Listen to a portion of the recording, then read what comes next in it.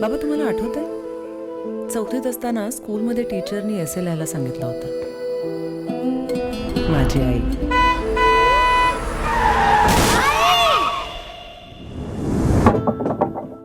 Class संपल्यावर teacher मला म्हणाली, श्रावणी तू नाही लिहिलास तरी चालेल. बाबा तुम्हाला कधी सोडून नाही ना जाणार?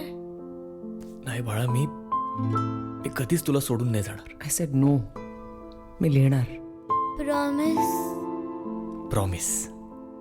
आणि मी लिहिला, फक्त तुम्हाला डोळ्यासमोर ठेव.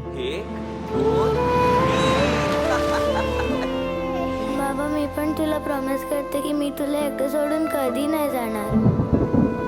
चौथा महिना चालू आहे तुझा. ही तिसरी आणि कदाचित शेवटची संधी आहे आई होण्याची. प्लीज US ला लवकरात लवकर परत जा. Stay away from the pills. कळलं?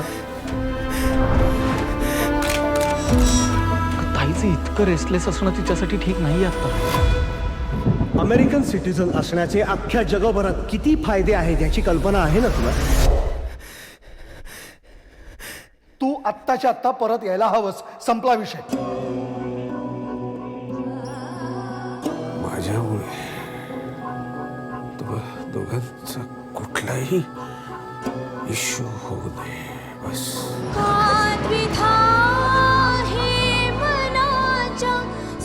सगळ्याच गोष्टी आपल्या मनासारख्या नाही होत गं. केवढा कल्लोळ आहे शांततेतून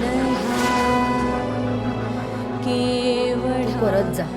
आणि हे बाई फक्त माझी नाही आहे, सगळ्यांची इच्छा आहे. शांतते माझ्या इच्छेचं काय? आत्या, मुलगी म्हणून कुठे कमी पडले का ग मी? नाही ग श्राव, कधी कधी वेळच अशी येते की मनाविरुद्ध निर्णय घ्यावे लागतात.